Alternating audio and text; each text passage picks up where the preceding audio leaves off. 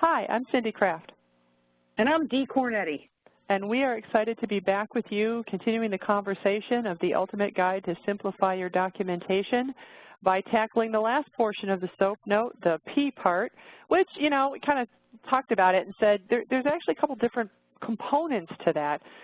Plan has a couple different things in it, so we're going to break it apart and start first, Dee, by talking about goals. I know that that's something you love to read goals. I mean, come on, you had that plan at one time. The patient had, what, 101 goals between nursing and therapy and all that, so a very comprehensive plan. But one of the two things we really get hit on, and that started in 2011 when they tweaked some of our regulations specific to home health. They started really going after the terms of measurable and meaningful, specifically to goal statements. How would you interpret that? I mean, it sounds like it should be fairly simple, but we see in the documentation that we read, maybe it's not that simple. Yeah, well, first of all, thanks for clarifying what the P section is and calling it plan, because for a while, if we went right into goals, I was going to say the P stands for PU. Anyway, that's terrible. I shouldn't say that, but we all know it's true. Okay, so this idea about measurable and meaningful, here's what I tell people. You think you write good goals? Go take your last 5 assessments. Take out all patient identifying information, okay, and just read the goals. If you can't figure out who that chart is on, then it isn't both measurable and meaningful. What we tend to find is that we use phrases, right, Cindy? We come in and we say we're going to be independent with transfers, we're going to be able to climb the steps with supervision using, one handrail and a and a single point cane, and that we're going to have lower extremity strength, and we're going to be, we're going to reduce our fall risk. We're going to have this kind of endurance. Oh, don't forget my favorite, independent with a home program. Yeah, especially if we include the ankle pumps, right? And, yes. and so my idea is, isn't that all one thing behind that? Well, they got to be able to get up out of the chair, walk over, climb up that flight of stairs, and get back to the second floor of their house where their bedroom and their bathroom is, okay? And so if we we use a template where we talk about who is the focus of the goal, what is the impairment that we found, what kind of improvement do we expect to have with evidence-based interventions, and then what kind of functional relevance will that have for that patient, and how long is it going to take us to get it there? Well, that's right within the scope of our license. That's our professional practice. Okay, and so my idea that, well, Dee, I do strengthening for a lot of people, and I write a strength goal for a lot of people. You're right. I write strength goals for a lot of people too. But each patient in their particular situation with their particular needs and their particular goals and chronic comorbidities and support system and environmental setup, right? 1 floor, 2 floor, level surfaces, carpeted, tile, whatever it is, it's going to be different. We're not asking you to be a different therapist and dream up different goals. We all work on those same similar areas. That's within our skill set. That's our training. That's our expertise. But then tie it to why you need to do that for that patient in that situation. That's a great way to start. Well, I think one of the challenges when we look at measurable and meaningful, Dee, is that of the 3 therapies, I would argue that OT got handed it on a silver platter in relation to the meaningfulness. I mean, how much more can it be than dressing and bathing and meal prep and all of these things that just scream functionally relevant to keeping people at home? But we know there's PT, and PT still represents, a significant majority of the therapy going on, particularly in home health. And yet what you and I see is a attempt at meaningfulness seems to be these long walks to some sort of arbitrary destination. And you know where I'm going with this, the infamous to the mailbox.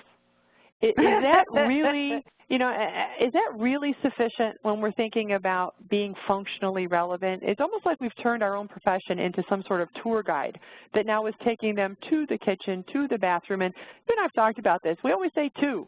Apparently, we're never coming back. We're just going to leave them wherever we get to eventually. But what about for PT in particular would you hit on for that meaningfulness aspect? Because I think we've gotten kind of stuck in some sort of, tour guide mode now.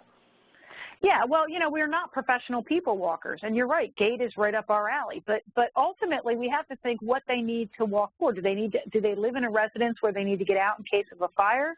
You know, were they the primary caregiver in their setting? Did they provide the transportation? Did they do the shopping? Did they do all the community-based stuff? And, you know, there's a lot of research that says, even from a cardiopulmonary point of view, we got to get up over 400, 500 meters, which puts us well over 1,000 feet, if we want to consider it as a baseline community entry. So, yeah, I work with a lot of people who have their mailbox all the way down the limestone road. But then there's those people walking to the mailbox that's just going to the front door because they have a slot in their door. And so my statement is, walking to a destination is probably not that relevant unless you make it relevant for that patient. And ultimately, we all know that just walking to our mailbox and back does not make us community mobile, right? And that's one of the criteria for homeboundedness, is that we are, you know, the condition of participation, that we're homebound. And so if we're trying to establish that this person can re-enter the community and their continued need for therapy can occur in an outpatient setting or another venue and not in the home, you know, under the Part A benefit, then what are we doing to ensure that happens? And walking to the magic mailbox, well, that's not going to be it. And just to make a comment about, you know, your statement about the keys to the kingdom for OT, you're right, because nobody's going to go out into the community maybe for their mandatory face-to-face, naked, dirty, and hungry, right? So that's not going to work. So this idea that we have trouble writing meaningful goals for patients and what the end result of that goal will be for that patient really should be fairly simplistic. Why are you getting them stronger? Why do you want them to be steadier on their feet? You know, why do they need to go up or downstairs? Why do they need, you know, why do they need this kind of endurance? You know, that's what we need to answer. The why helps define the meaningfulness in our goal statements. Well, one thing we hear very often whenever you or I talk about goals is the infamous, do I have to have short-term goals and long-term goals? I mean, I heard, you know, I've been told by my agency, or I've been told that we have to have them, or my electronic medical record basically lines everything up into columns and I have to put something in both or it won't let me out. What are your thoughts about this time frame issue? Okay, well, first of all, it's not a setting and it's not a regulatory issue. There is no mandates in the regulations, okay, that say that we have to have short and long-term goals. But folks, we all went through school. We were all trained in goal writing. And if you look at our professional guides to practice for physical therapy, the Guide to PT Practice 3rd edition, when we talk about goal writing, it includes time frames where we expect things to happen in, right? I mean, that's part of the assessment. I don't expect to see, you know, a 3-point or a 3-grade change in manual muscle testing occur within a week for a patient if it's truly due to disuse atrophy, right? We're going to take a while to have to build that up based on what the evidence-based literature says. And so the idea that we have to have a time frame, and then if we're going to hold to that time frame, it should come from us intrinsically when we practice to the highest level of our license. Conversely, if we are using time frames, our long-term or discharge goals should not simply be cut in half for our short-term goals. You know, if we're going to walk this distance, right, to the magic mailbox, 200 feet at discharge, you know, as if that's all somebody who has to re-enter the community, if that's expected of them and that's their prior level of functioning needs, then at halfway we shouldn't expect 100. In fact, we may not expect any walking if the short-term goal is that we have to get them steady and stronger, right?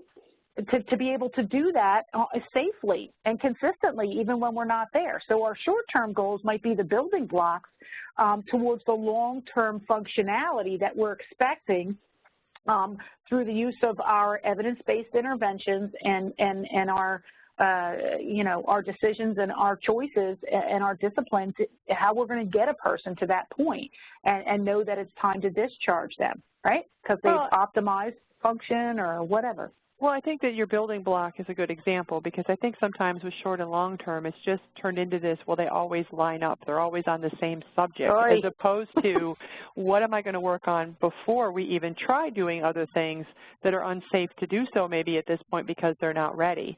But I think sometimes when we think about plan, back to the P part of the note, I see a lot of our electronic medical records kind of do this in an order. So you've got subjective areas, you got objective, you got some box that says assessment, and then plan immediately comes with interventions first, frequency and duration, and then goals last.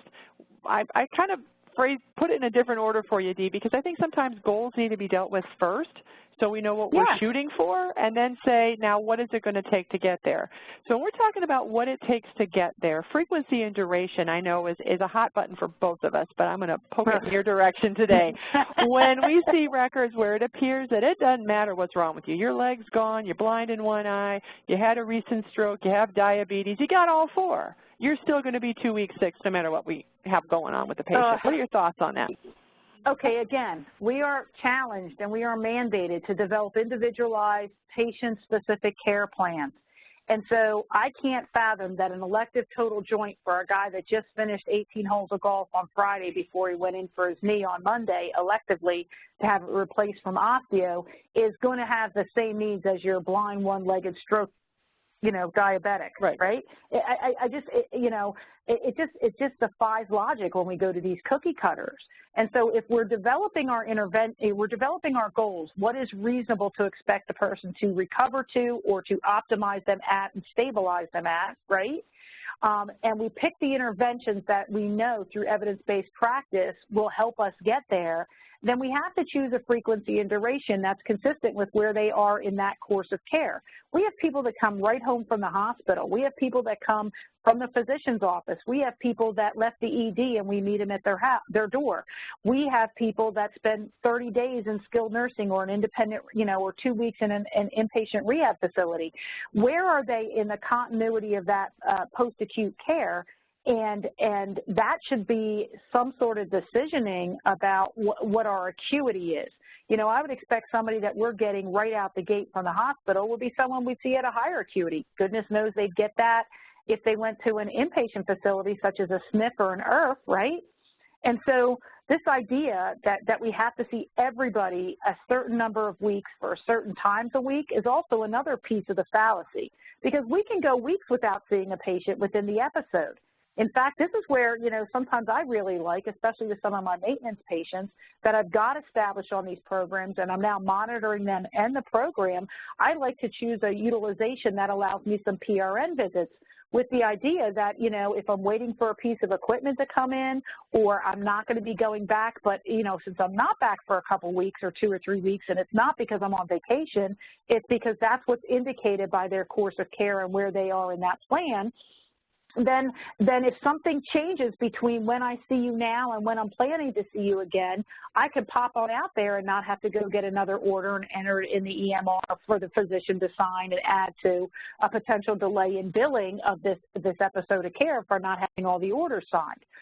So, you know, I think there's an opportunity. I got to interrupt you. I do, because you did a 1-2 punch with you. I'm sure more than one person's head exploded and then exploded a second time. You put maintenance and PRN in basically the same sentence. Two things that have been, wait a minute, I don't do that, I can't do that, I'm not supposed to do that. Those are two areas, maintenance in particular. Some folks may need additional education outside the scope of our conversation. Maybe we need to talk to Dustin about doing a maintenance piece because people are very uncomfortable with that. But to our focus today with PRN, did you legitimately say therapy can write PRN visits? Well, yeah, and for the record, I didn't say it in the same sentence. I think it was the same breath. Well, they were close enough that I think I heard the thud from people from here. So. Yeah, absolutely. I mean, this idea that we can't, again, there's no reason why we can't. Now, are you taking responsibility for PRN visits? Well, you know, you need to be accountable. Again, we need to practice to the highest level of our license. If we don't need to see somebody for this week of care because where they are in their program, okay, or we're waiting on a piece of equipment, I'm not just going to go out there and say, well, didn't arrive today, see you next time, right, and waste a visit. I mean, I think that's half our problem. We can use PRN visits. The nurses use it, and we see it with our sliding scale insulin patients and our wound care patients, and I'm not going to go over how you do it, but every EMR is set up to do it. Now, if it's turned off for therapy, yeah. But the question is, why are we not dictating our own utilization? Why are we mandated to go every week? Why are we not asking these questions? And why are we not developing plans that aren't so PU, but are actually, you know, really perfect, that are personable, and that are, you know, phenomenal? I know I couldn't find another P. Well, that is phenomenal. Starts with P. You're fine. Yeah, PH, but it doesn't have the same. It's a So there you go. But anyway, I mean, why are we not doing that, and why are we not, you know, practicing to that highest level of our license? I'm not exactly sure, Cindy. But what we really wanted to do with all 4 parts of these, Dee, is to kind of dust off the cobwebs, kick the tires a bit, and say, you know, some of this, simplify my documentation, is not about sending you a list of keywords to say or words to avoid or say it exactly like this and you can move on.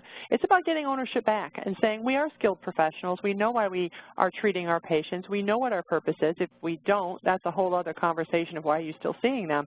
But to remind ourselves that maybe we don't still have a piece of paper and SOAP on it, but those are the fundamental areas. And we have to kind of get out of our own way and say, I do know these things. I am able to do this. And then I want to make sure those key elements represented on my evaluations, my reassessments, my visit notes, that we can move past the, if you didn't document it, you didn't do it, and say, we really are phenomenal, as you just said, Dee, and we want to make sure the documentation reflects that. Right there with you, Cindy. Hey, it's been real, y'all. Thanks so much. Peace out.